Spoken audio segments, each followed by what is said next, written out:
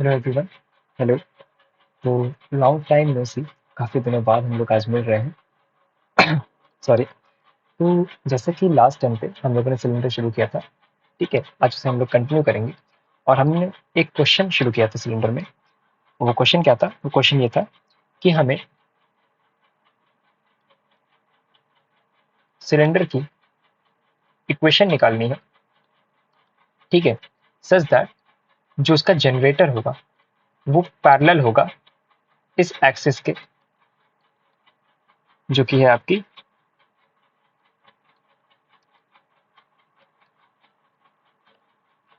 ठीक है। और दूसरा, जो गाइडिंग कर्व है आपका, वो क्या है आपका? वो है आपका x square plus 2z² equal to 1 and y is equal to 0, ठीक है। अब बेसिकली क्वेश्चन क्या कह रहा है, एक बार इसको विजुलाइज करते हैं। और इस क्वेश्चन के साथ आप ऐसे सारे क्वेश्चंस कर ले जाओगे जिसमें आपको एक एक्सिस जिसके पैरेलल आपका गाइडिंग जनरेटर होगा, सॉरी, और एक गाइडिंग कर्व दिया हो।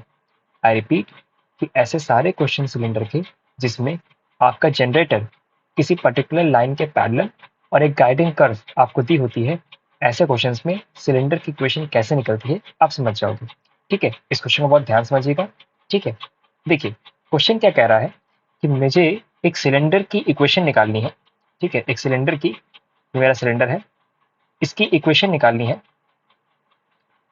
ठीक है। ये मेरा सिलेंडर है जिसमें इस सिलेंडर की जो एक्सिस है, ये एक्सिस जो जा रही है, इस एक्सिस की इक्वेशन,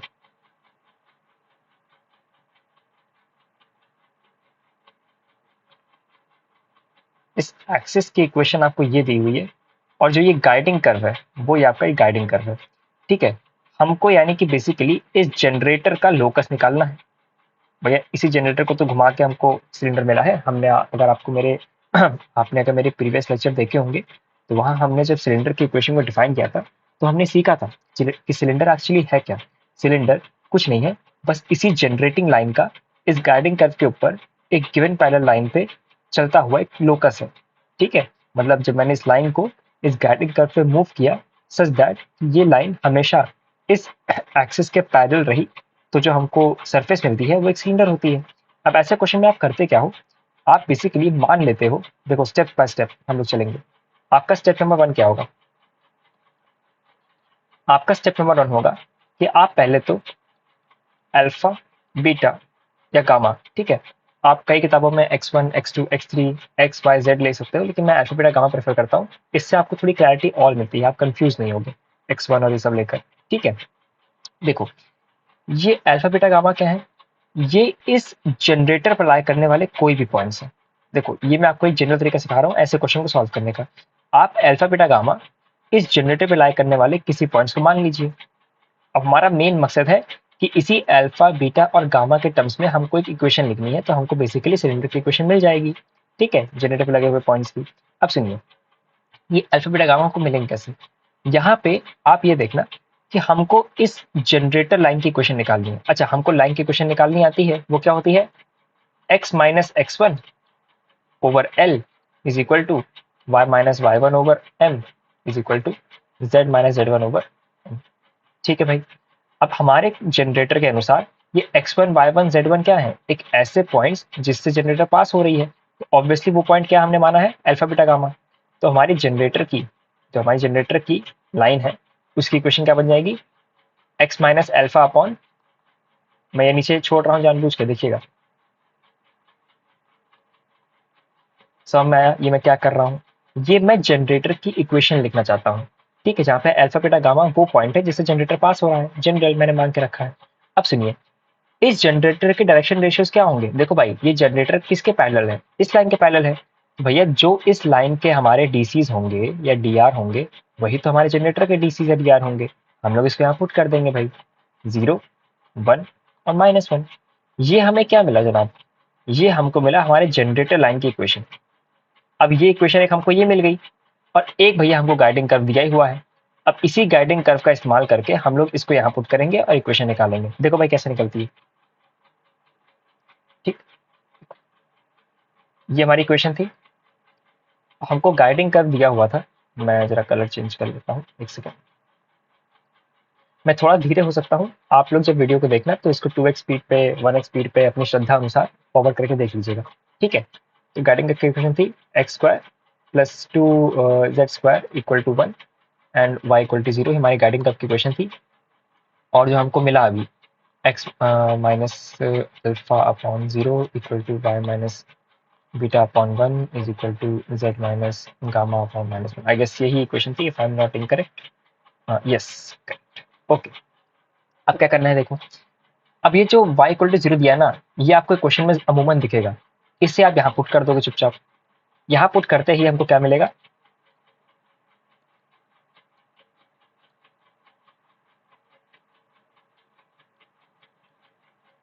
ठीक।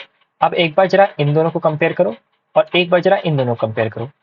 इन दोनों को कंपेयर करने पर हमको क्या मिल रहा है, हमको मिल रहा है x माइनस अल्फा बराबर 0 इंटू माइनस बीटा, है कि नहीं। तो यहाँ से अल्फा की वैल्यू कितनी आ गई, अल्फा वैल्यू आ गई x के इक्वल। और जरा इनको देखो जनाब, ये क्या कर रहे हैं, देखो minus beta is equal to Z minus gamma upon -1। इसको मल्टीप्लाई करो तो beta is equal to Z minus gamma. यहाँ से आपकी गामा की वैल्यू क्या आई, यहाँ से आपकी गामा की value I said am I doing anything incorrect? Z minus gamma equal to minus beta इधर चला गया। हाँ ठीक है। तो यहाँ से आपकी गामा की वैल्यू आई Z minus beta, Z minus beta. अब देखो हमको x मिल गया, हमको गामा मिल गया, है कि नहीं। दिख रहा है, दिख रहा है कि नहीं दिख रहा। यहाँ से अगर आप देखो तो यहाँ से Z की वैल्यू क्या आई, Z की वैल्यू आई गामा प्लस बीटा। मैं रिपीट करता हूँ एक बार, बिकॉज इस क्वेश्चन, इसी एक क्वेश्चन के मेथड के थ्रू आप सारे क्वेश्चन कर ले जाओगे। हमने हमने देखो शुरू से क्या किया, हमको एक गाइडिंग कर्व की क्वेश्चन दी थी, हमको एक ऐसी लाइन दी थी जिसके पैरेलल हमारा जनरेटर है। इस लाइन के एलिमेंट्स को यूज करके और जनरेटर पे एक जनरल पॉइंट मार के हमने हमारी जनरेटर की इक्वेशन लिखी। लाइन्स आप पढ़ चुके हो, आपको पता है लाइन की इक्वेशन कैसे लिखती है। हमने काफी टाइम इन्वेस्ट किया है लाइन्स और प्लेन्स पढ़ने में। अब देखो भाई, फिर हमने गाइडिंग कर्व की इक्वेशन का इस्तेमाल किया और यहाँ से क्या किया, हमने एक वेरिएबल एलिमिनेट करके और कॉन्स्टेंट्स को कंपेयर करके एक्स और जेड को इन अल्फा और बीटा के टर्म में लिखा है। देखो हमारा पर्पस क्या है, हमारा पर्पस है कि हमको इन्हीं अल्फा और बीटा के टर्म्स में इक्वेशन चाहिए। ये जो एक्स और जेड दिख रहे हैं ना, इनकी जगह हमें अल्फा और बीटा रखना है। बस हमको एक्स को अल्फा बीटा के टर्म में लिखना है इस इक्वेशन के थ्रू, ठीक जनाब। अब बस काम खत्म हमारा। यहाँ से इस जेड को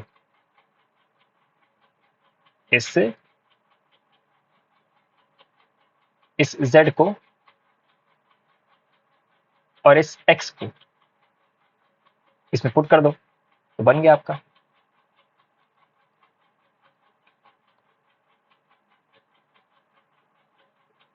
मेरा गामा थोड़ा सा खराब बनता है तो उसको माइंड मत करना। इक्वल टू, बस खत्म। ये आपकी इक्वेशन है, इसको आप थोड़ा सा एक्सपैंड कर सकते हो, सिंपलीफाई कर सकते हो, इतना मेहनत तो आप कर ही सकते हो। तो ये हमने अपने सिलेंडर की इक्वेशन लिखना सीख लिया है, ठीक है। मैं देख रहा हूँ अगर मेरे पास कोई और क्वेश्चन पड़ा हो, वरना हम लोग आगे बढ़ते हैं। चलिए एक क्वेश्चन और है मेरे पास, इसको देखिए। ठीक, क्वेश्चन क्या कह रहा है, इसको आप खुद सॉल्व करिएगा वीडियो पॉज करके, ठीक है। चाहो तो आप बैकवर्ड में रिप्लाई करके एक बार मेरी वीडियो को देखिए कैसे मैंने सॉल्व किया है और इस क्वेश्चन को खुद से सॉल्व करना, ठीक है। क्वेश्चन कह रहा है find the equation of a cylinder whose generator, मान लीजिए मेरा सिलेंडर है कोई, ठीक है। ये मेरा सिलेंडर है, ठीक है। हमें इस सिलेंडर की इक्वेशन चाहिए सच दैट जो लाइन जिसके पैरेलल हमारा जनरेटर होगा, जिस लाइन के पैरेलल हमारा ये हमारी एक्सिस है, इस एक्सिस की जो इक्वेशन है वो कुछ ऐसी है, X upon 1 equal to Y upon -1 equal to Z upon 1, okay. और जो हमारी गाइडिंग कर्व है, ठीक है, तो जो एक्सिस है वो हमारी क्या हो गई, और जो हमारी गाइडिंग कर्व है उसकी इक्वेशन आपको दी हुई है X square plus Y square बराबर 1 जेड बराबर 0। चलिए इसको सॉल्व करिए भाई, वीडियो पॉज करिए, सॉल्व करिए, मैं इसको सॉल्व करने जा रहा हूँ। देखो कैसे करते हैं इसको। देखो भाई, करना क्या है कि आपको वही चीज है, आपको जनरेटर पे एक जनरल पॉइंट मानना है अल्फा बीटा गामा। अब इस जनरेटर की इक्वेशन लिखनी है, कैसे लिखोगे भैया? X minus x one upon DCs, DCs किसके लोगे आप डीसीज लोगे इस लाइन के जिसके पैरेलल आपकी जनरेटर है, is equal to y minus beta upon minus one is equal to Z minus gamma upon one. भैया x one x two sorry x one y one z one लिखते थे line की equation में, जिस point से पास करती है line, point क्या माना हमने? Alpha beta gamma. और भैया ये वन माइनस वन कहाँ से आया? ये डी आर हैं इस जनरेटर के, और ये डी आर इस जनरेटर के हैं जो इस लाइन के पैरेलल है। भैया पैरेलल लाइन के डी आर तो सेम होते हैं, ठीक है। अच्छा अब देखो जनाब, इधर देखो, इधर z बराबर जीरो है, इसको जरा यहाँ पे चुपचाप पुट कर देंगे, तो क्या मिलेगा हमको? एक्स माइनस अल्फा बराबर बटे वन बराबर Y minus beta upon minus one gives you minus gamma, ठीक है। अब एक बार इनको कंपेयर कर लो, एक बार इनको कंपेयर कर लो, तो देखो कि पॉसिबल सिनेरियोज मिल रहे हैं। एक पे हमको मिल रहा है एक्स की value equal to alpha minus gamma, और एक पर हमको मिल रहा है y की value is equal to gamma plus beta. लो भाई, हमको x मिल गया, हमको y मिल गया, बीटा और गामा और अल्फा के टर्म्स में। इन दोनों को आप एकदम खूबसूरती से इस इक्वेशन पुट करिए और आपकी इक्वेशन ऑफ सिलेंडर फिर से आ गई। यही बना रहा हूँ, ठीक है। चलिए अब कुछ इंपॉर्टेंट पॉइंट्स आप नोट्स करिए, ठीक है। देखो भाई, क्या है वो इंपॉर्टेंट पॉइंट, इसको आप नोट करिए मेरे साथ साथ। ये कहता है number one, the equation of cylinder if its axis is parallel, किसी भी सिलेंडर की जो इक्वेशन है, ये मैं नोट्स पे लिखा चुका हूँ आपको, आप उसको रीड करिएगा आराम से। जो इक्वेशन ऑफ सिलेंडर है इस ऑल जो पैरेलल होगी जेड एक्सिस के, एक ऐसी सिलेंडर जिसकी एक्सिस जेड एक्सिस के पैरेलल होगी ना, वो बेसिकली उसकी जो इक्वेशन होगी, उसकी इक्वेशन और कुछ नहीं, वो एक्स एंड वाई में, इन दो वेरिएबल्स में सेकेंड डिग्री की इक्वेशन होगी, याद रखिएगा। यानी कि अगर आपको कोई भी ऐसी इक्वेशन दिख जाए 3D में, ठीक है, कुछ इस प्रकार की,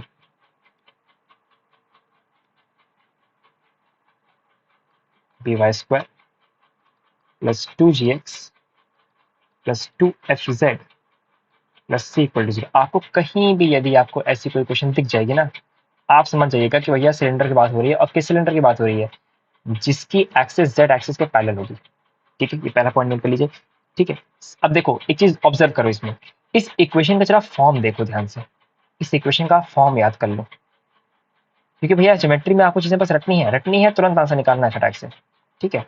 इस इक्वेशन जरा फॉर्म बहुत ध्यान से देखो, आपको दिख रहा होगा इस पूरी इक्वेशन में कहीं भी, इस पूरी इक्वेशन में, यहाँ पे सॉरी यहाँ पे वाई होगा, ये गलती कर दी मैंने, इस पूरी इक्वेशन में कहीं भी जेड का टर्म नहीं दिख रहा। ये 2 डिग्री की होमोजेनस इक्वेशन है, देखो इसकी डिग्री 2, इसकी दोनों की डिग्री ऐड करके 2, इसकी डिग्री 2, इसकी डिग्री 1 और इसकी डिग्री 1। यहाँ से देखो इस इक्वेशन को जरा फॉर्म में देखो ध्यान से, ठीक है। ये 2 डिग्री की जनरल इक्वेशन नहीं है, लेकिन ये इक्वेशन है of second degree, general equation of second degree कहते हैं इसको, इसे हम लोग कहते हैं general equation of second degree, इसी को हम लोग ये कहते हैं, ठीक। कभी भी आपको ऐसे क्वेश्चन मिलते हैं ना, यदि ध्यान रखिएगा, पहला नंबर, यदि आपको कोई भी equation general equation of second degree दिख जाए, ठीक है, कोई भी इक्वेशन 3D में general equation of second degree दिख जाए, उसमें जो टर्म मिसिंग होगा, उसमें जो टर्म मिसिंग होगा, उसी एक्सिस के पैरेलल आपकी सिलेंडर की एक्सिस होगी। जैसे यहाँ पे जेड का टर्म नहीं है, मतलब कि एक ऐसा सिलेंडर होगा जिसकी एक्सिस जेड के पैरेलल है। वही मान लीजिए यहाँ पे होता है a x square plus two x z plus b z square plus two ji x plus two F z, ऐसी इक्वेशन में जेड वाई का टर्म नहीं है, तो वो वाई एक्सिस के पैरेलल होता है सिलेंडर का एक्सिस। समझ गए आप क्या कहना चाहता हूँ? Yes, fine, okay.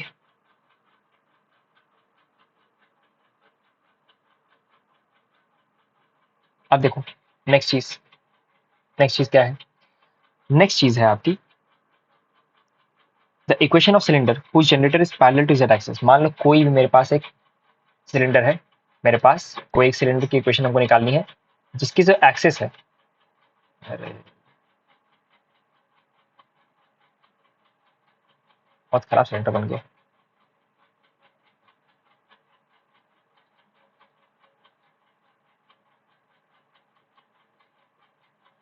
मैं यहाँ बनाता हूँ, यहाँ थोड़ा अच्छा बनेगा।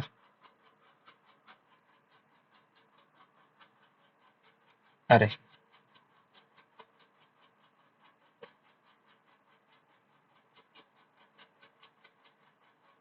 ये थोड़ा सा सिलेंडर बना हुआ, ये ऐसा सिलेंडर है जिसकी एक्सिस जेड एक्सिस के पैरेलल है, पहली बात। ठीक है, और ये ऐसा सिलेंडर है जो ओरिजिन से पास कर रहा है, बेसिकली अगर कहा जाए तो। ठीक है, ऐसा एक्सिस जो जेड के पैरेलल हो और एक कर्व के पास कर रहा है, ऐसी इक्वेशंस। समझो फिर से क्या कह रहा हूँ, एक सिलेंडर जिसका एक्सिस जेड के पैरेलल होता है और वो ऐसी किसी इक्वेशन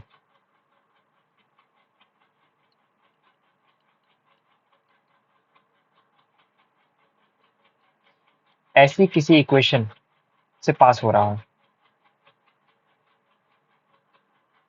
ठीक है, उसका इक्वेशन कैसे लिखते हैं? मैं जानता हूं आपको समझ में नहीं आया होगा, मैं आपको बताता हूँ क्या मतलब हुआ इसका। देखो, ये सिलेंडर है, इसकी एक्सिस जेड एक्सिस के पैरेलल है, नंबर एक बात। दूसरी, ये क्या डिनोट कर रहा है भैया, ये मैंने क्या लिख दिया अजीब सा। देखो, एफ एक्स वाई जेड बराबर जीरो क्या डिनोट करता है? एक ऐसी इक्वेशन जिसमें X square plus Y square minus Z square something equal to zero, मतलब इस तरह की इक्वेशन आपको दिखे, मतलब वेरिएबल्स का यूज हो रहा हो एक तरफ पूरे एलएचएस में, और राइट हैंड साइड में आपके पास जीरो आ जाए, कांस्टेंट टर्म ना रहे। ठीक है, एक तरह की होमोजीनियस इक्वेशन जिसमें कांस्टेंट टर्म नहीं आता है, सिर्फ वेरिएबल टर्म्स होते हैं। कभी भी आपको ऐसा कोई इक्वेशन दिखे सिलेंडर की जिसमें एक्सिस जेड के पैरेलल हो रही है, और जो आपके पास एक गाइडिंग कर्व की इक्वेशन है वो कुछ इस प्रकार से दी है जिसमें कांस्टेंट टर्म नहीं आ रहा है, ऐसे केस में जब आपकी सिलेंडर की इक्वेशन पूछी जाती है ना, तो आप कुछ नहीं करते हो, आप बस क्या करते हो, आप उसमें से जेड को एलिमिनेट कर देते हो। ठीक है, जेड को एलिमिनेट करते हो इन दोनों इक्वेशन का इस्तेमाल करके। मैं रिपीट करता हूं एक बार, कि एक सिलेंडर जिसकी एक्सिस जेड के पैरेलल होती है और वो एक ऐसे गाइडिंग कर्व से जनरेटर पास करवा रहा है जिस गाइडिंग कर्व की इक्वेशन ऐसी दी हो सच दैट कि कांस्टेंट टर्म ना आ रहा हो दोनों इक्वेशंस में, तो हम लोग उस सिलेंडर की इक्वेशन निकालने के लिए बस जेड को एलिमिनेट करते हैं। ठीक है, एक क्वेश्चन के माध्यम से समझेंगे ताकि आपको सब एकदम क्लियर हो जाए। ठीक, जैसे क्वेश्चन देखिए जनाब, क्वेश्चन कह रहा है कि मेरे पास एक सिलेंडर है जिसकी एक्सिस जो है वो जेड के पैरेलल है। ठीक है, पहली बात दी हुई है क्वेश्चन में, और दूसरा आपको दिया हुआ है कि जो गाइडिंग कर्व है वो कुछ इस प्रकार से है।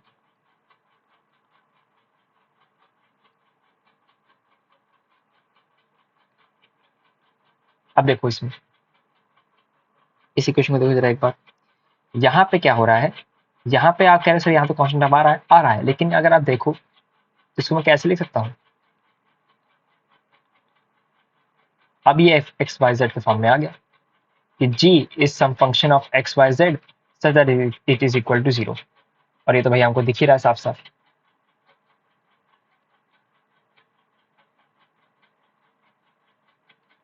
आ गया हमको तो क्वेश्चन देखिए। अब ऐसे क्वेश्चंस में हम लोग सिलेंडर की इक्वेशन कैसे निकालते हैं, कुछ नहीं करना है, आपको इन्हीं दो इक्वेशन के माध्यम से जेड को एलिमिनेट करना है। कैसे करोगे एलिमिनेट, बड़ा आसान है भाई, आप कोई भी एक इक्वेशन पकड़ लो, सुनो ध्यान से स्टेप क्या करना है, आप कोई भी एक इक्वेशन पकड़ लो, जैसे मान लो मैं इसको पकड़ लेता हूँ। ठीक है, दूसरे पेन से दिखाता हूँ मैं कलर से, मैंने ये इक्वेशन पकड़ ली, इस इक्वेशन में देखो क्या कर रहा हूँ मैं, यहाँ से मैंने जेड को बनाया सब्जेक्ट, आप कोई भी इक्वेशन पकड़ना उसमें जो आसान लगे आपको, कोई इक्वेशन पकड़ना जिसमें जेड को बनाना आप सब्जेक्ट चुपचाप, आपने जेड को बनाया सब्जेक्ट, जैसे ही आपको इस से वर्ग मिल गया, अब बस आपको पता आप समझदार हो, इतने बीच से पढ़ रहे हो, इस इक्वेशन में इसको पुट कर दो, पता, और जेड आपने यहाँ से उठाया यहाँ पे रख दिया,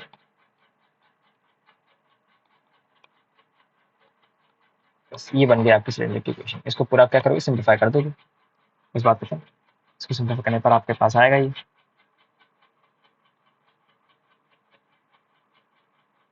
बन गई सिलेंडर की इक्वेशन। अब इसमें एक चीज नोटिस करो भाई, ये क्या उस फॉर्म में नहीं आ गया, a x square plus two x y plus something, और इसके देखो इस सिलेंडर के इक्वेशन में जेड का टर्म आ रहा है, इस सिलेंडर के इक्वेशन में जेड का टर्म मिसिंग है। इससे क्या समझ में आता है आपको कि भैया इसकी एक्सिस जेड के पैरेलल होगी जो कि दी हुई है क्वेश्चन में, है कि नहीं? Yes, okay fine. तो ओके, अब नेक्स्ट क्लास में हम लोग सीखेंगे राइट सर्कुलर सिलेंडर, जो कि बहुत इंपॉर्टेंट टॉपिक है, और मेनली आपके जो क्वेश्चन बनने वाले हैं वो इसी जो नेक्स्ट टॉपिक है हमारा राइट सर्कुलर सिलेंडर और एनवेलपिंग सिलेंडर, इन पे बेस्ड बनने वाला है।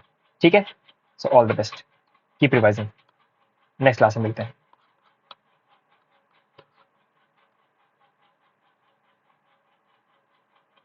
ठीक है।